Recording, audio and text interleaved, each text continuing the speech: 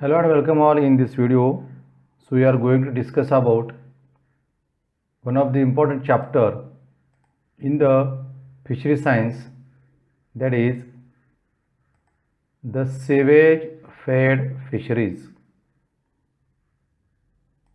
So let us see about this particular topic of fishery science, sewage fed fisheries. So what is sewage?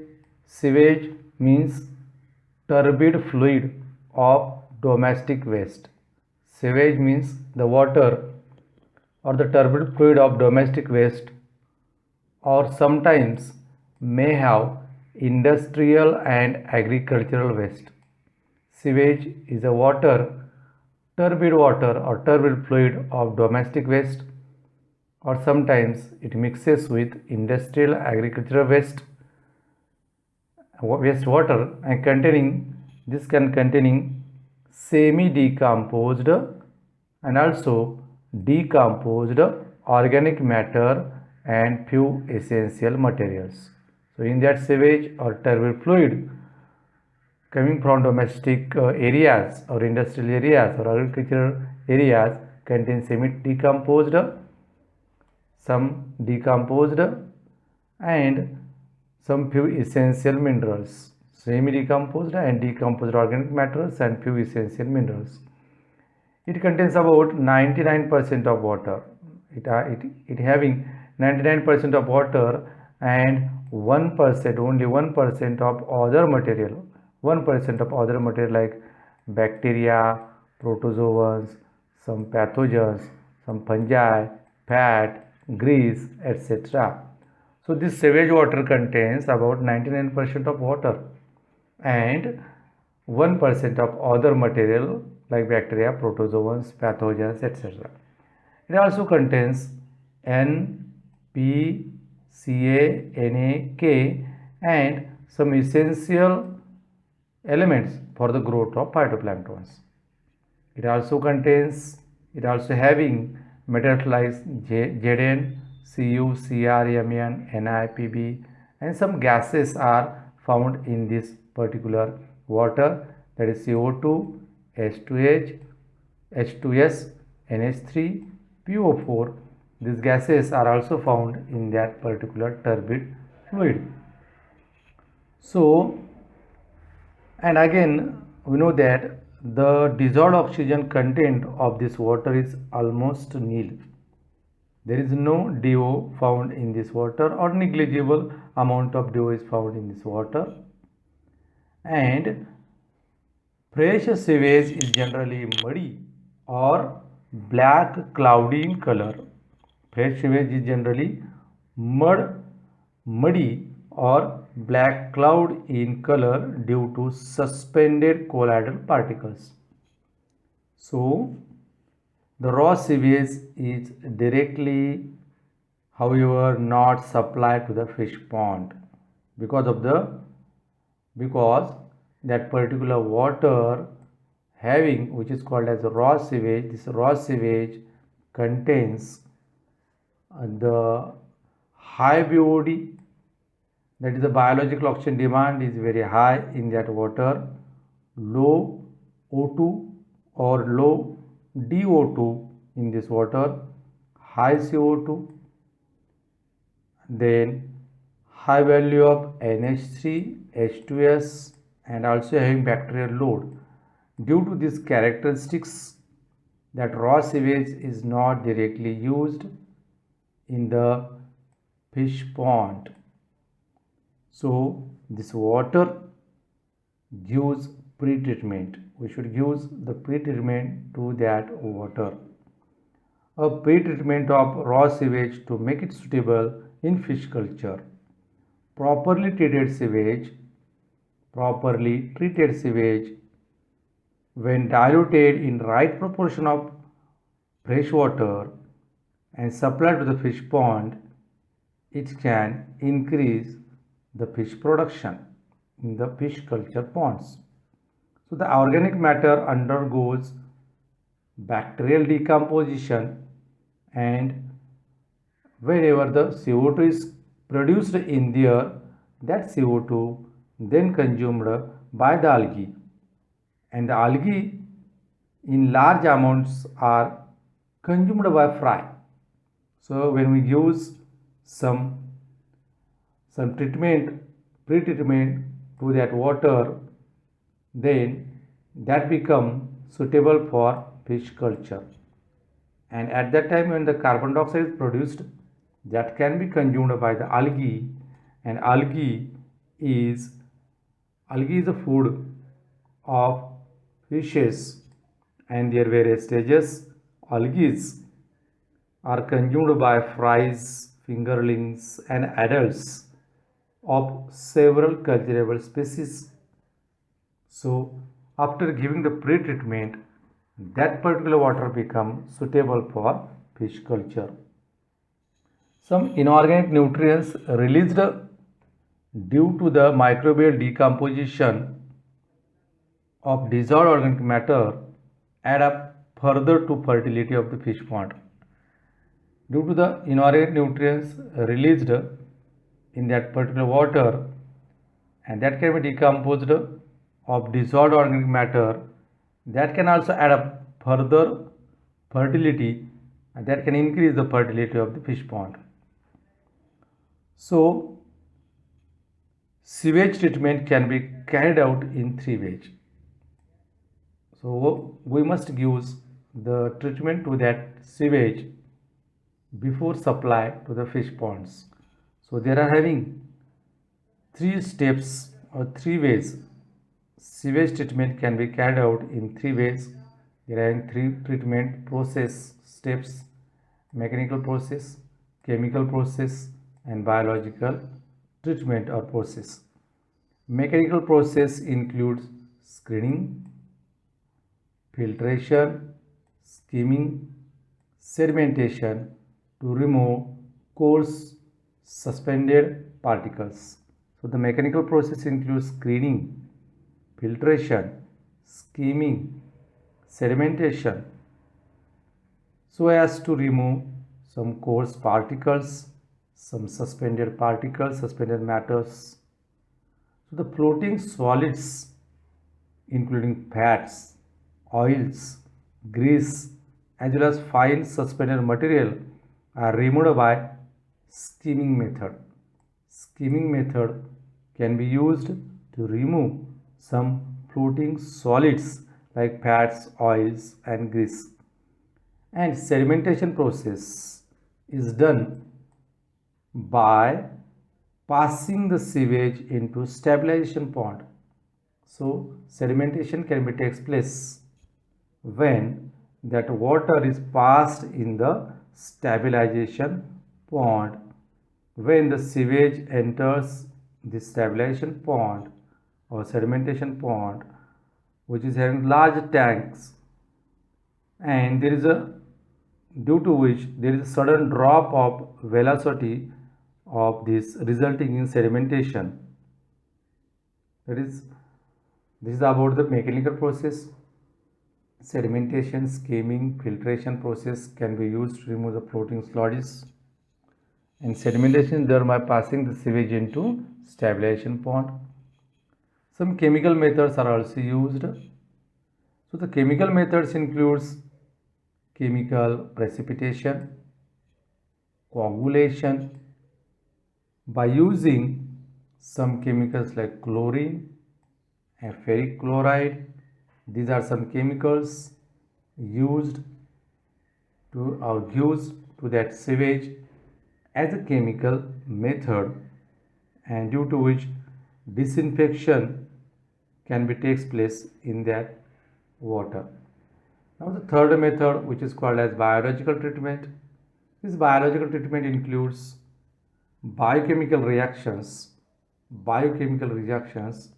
resulting in oxidation of organic matter into CO2, H2O, N2 and sulfate, etc. by using bacteria. By giving the biological treatment, it can include some biochemical reactions resulting in oxidation of organic matters and produces CO2, H2O, N2, sulfate, etc. by using some bacteria.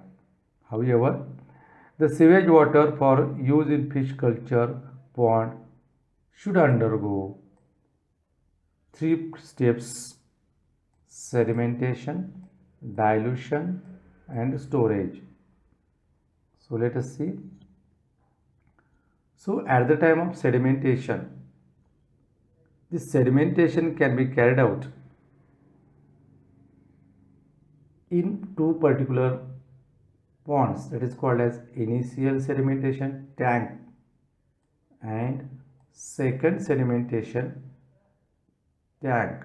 They are having two tanks in which the sedimentation process can be carried out. It is because sewage before treatment lacks dissolved oxygen and hence not suitable for direct use in fish culture. Hence, before it is passed into fish ponds, screen filtration followed by sedimentation has to be carried out. Such sedimentation reduces the biological oxygen demand of the pond by approximately 33%. Due to sedimentation, the BOD load can be approximately reduced up to 33%. So that become suitable for the fish culture, and almost 90% of suspended solids can be removed by this process of sedimentation. So at the time of sedimentation, they are having some separate ponds, that is called as settleable solids are separated by these ponds, and that can be carried out in a particular ponds, that is called as sedimentation tanks. The process is generally completed in two sedimentation tanks or two sedimentation ponds, of which the first is built. This first pond or any initial sedimentation tank is generally built at a higher level than the second pond. So this first initial sedimentation tank is built up at a higher level of that second sedimentation tank. In the first tank, the sewage is returned for 10 days for initial sedimentation. During this period of stagnation, most of its particulate matters settle down and dissolved organic matter is decomposed by aerobic microorganisms into inorganic nutrients in the second tank. In the second tank is built slightly below the second tank is built slightly below the level of the first tank, and it receives sewage from the first tank. And second tank causes further sedimentation of coarse particles in this tank. The sewage is allowed to stay for 15 to 20 days, during which the water completely loses its foul odor and becomes rich in algal blooms, and that impart greenish color to the water. Thus, this water now become or made suitable for fish culture. Certain floating weeds like Ecornia is used in the stabilization tank. So the size of the sedimentation tanks or stabilization tank selected according to input and output flow of sewage from it. The size is depending upon the input of the sewage.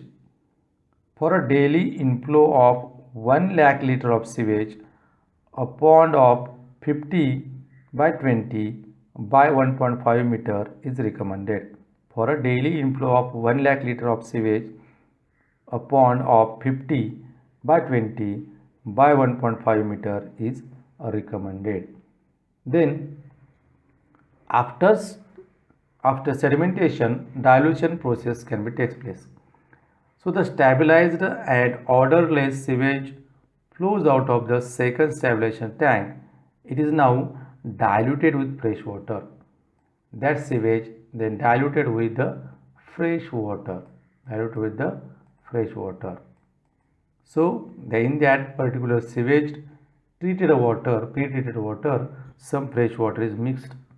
It is diluted with the fresh water, and the dilution of 1 part sewage to 5 part of fresh water is recommended. 1:5, 1 part of sewage and 5 part of, that is, fresh water can be recommended for the dilution, and due to which they can, with the help of the dilution, they can improve the oxygen level of that water and reduces carbon dioxide, NH3 and H2S level of that water. Then diluted sewage may be supplied to the nursery. Then that diluted sewage then supplied to the various ponds. That diluted sewage may be supplied to the nursery or rearing ponds, where the fry consume the algal blooms and attain stocking size. Sewage water added to stocking pond is beneficial for the fish growth. The sewage water added to stocking pond is beneficial for the fish growth because it is rich in fertilizers and food, particularly for the herbivorous fishes. So this sewage can also supply to the stocking pond because it is having fertilizers, rich in fertilizer and food, and remaining water then supplied to the fields. Then lastly, which type of fishes or fish species are suitable for treated sewage water? That is, which type of cultivated fishes are found in that particular water? That is a Clarius batrachus, Heteropneustos fossilis, Chana species, Tilapia mosambicas, Hypothalamithus moltrix, that is silver carp, Pinopharynodon idella, that is grass carp, Cyprinus carpio, some scale carps, etc. These are selected for culture in sewage treated ponds. And then the tilapia is the most suited due to their fast growth rate and lesser demand of dissolved oxygen. So in this water, Tilapia mosambica or tilapia species are most suitable due to their fast growth rate and lesser demand of DO. The stocking density which will be maintained in that pond, that is Cutla rohum regal, in a ratio of 1:2:1, or when we use the silver carp, Cutla rohum regal, common carp and grass carp in a ratio of 5:3:2:5:4:1. And when we culture Cutla rohum regal, common carp and scale carp together in a ratio 4:1:2:2:1. So it is reported that the total production of 220 kg per hectare per year in a composite culture of tilapia and Clarius. And lastly, what about the quality of fishes grown in the sewage water? So before the consumption, bacterial tests should be conducted. Bacterial tests have been conducted by the scientists of the Department of Fishery Science in the gut and muscle of the fishes grown in sewage and freshwater areas.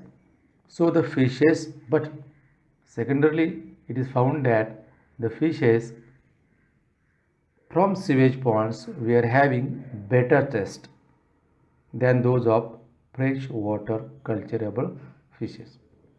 This is all about the sewage fed fisheries, and if you like this video, then subscribe the channel and share with your friends. Thank you.